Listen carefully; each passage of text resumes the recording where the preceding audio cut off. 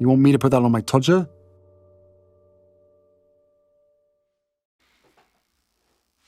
This one's wife, King Charles, hates her.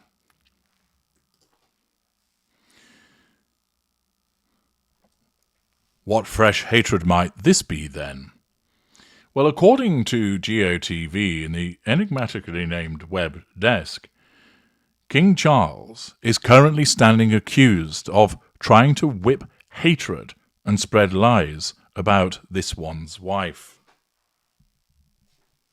King Charles, narcissist himself, operates a facade, but a superior one to that of this one's wife. He is far better at keeping it intact, and therefore, whilst there's no doubt that there have been repeated instances where his narcissism will have compelled him to believe in hating her for the way that she has conducted herself vis-a-vis her treatment of his son and, of course, the treatment of his parents, the fact is that his ignited fury is kept under control pretty well most of the time.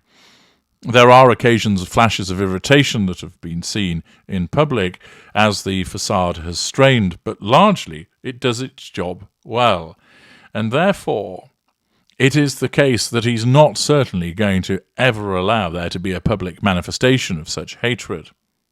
But this is not in relation to any hatred that might emerge as a consequence of breaching his facade, but rather cultivated by a Sussex supporter, somebody called Zeynep Tufekci, an opinion columnist, has issued these claims and sentiments according to GOTV.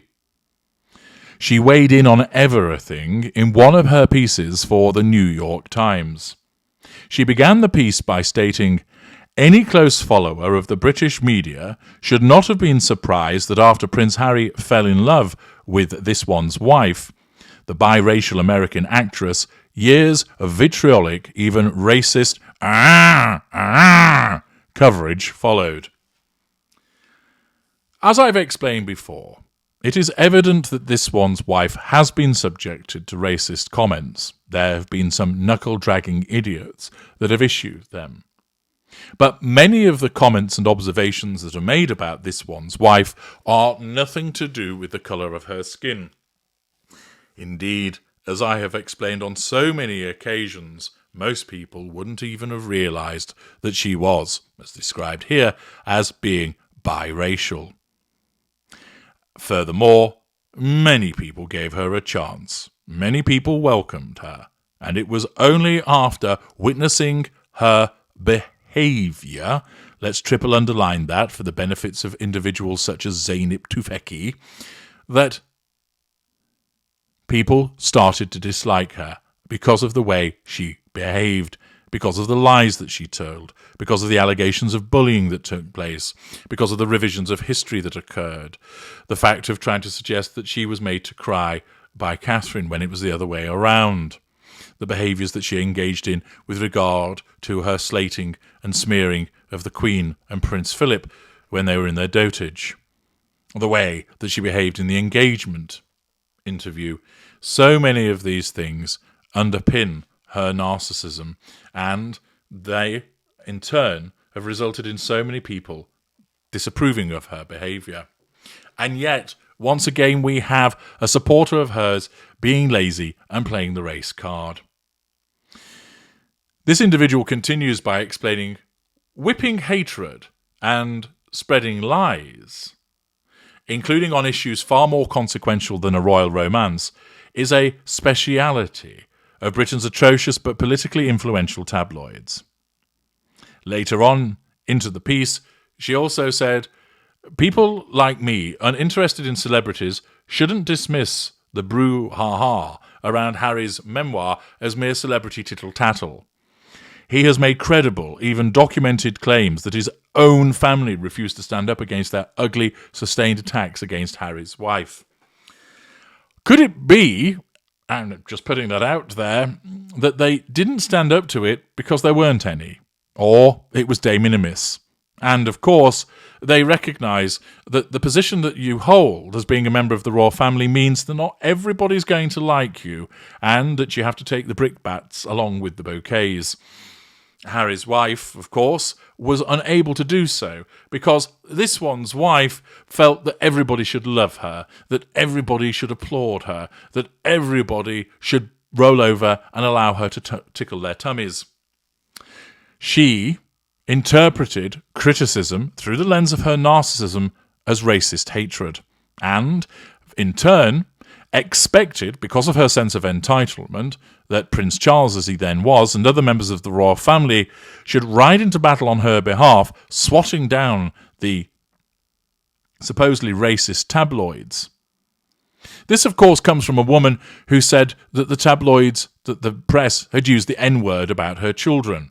That is a flagrant lie. There is no evidence to support it whatsoever, but it is the truth in the fantastical world of this one's wife.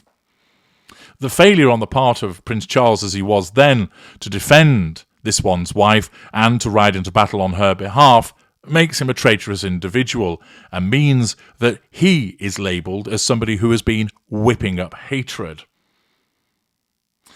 The author of this article continues with their nonsense by stating, "In other words, it appears that Britain's most revered institution, funded by tens of millions in taxpayer funds annually, plays ball with one of its most revolting institutions. At the very least, it seems clear by now where some senior members of the royal family position themselves in all of this." Unsurprising for a member of the Sussex's supporters to make such a sweeping generalisation about somebody that they've never met, though of course they will regularly bleat about people commenting about this one's wife by saying, "You don't know her, you've not met her." One does not have to have met her to understand the way that she behaves. I have both met her and have plenty of information about her behaviour to make the very firm and accurate assessment about her being a narcissist. It's undoubtedly the case that his own narcissism has caused King Charles, in particular moments, to hate this one's wife. But to say that he has been whipping up hatred about her is inaccurate. He doesn't need to do that.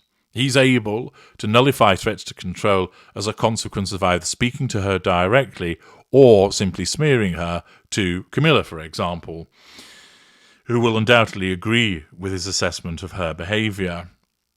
There is no evidence to suggest that he has been engaging in whipping up hatred and spreading lies about her, but it's all too easy for a Sussex supporter to go down that lazy route of playing the race card and, in turn, then smearing King Charles by suggesting that he has been engaging in such behaviour. It's common for the supporters of Harry's wife to do this because they have nothing else with which to defend her other than going on the attack against other individuals. I'm H.G. Tudor. Thank you for listening.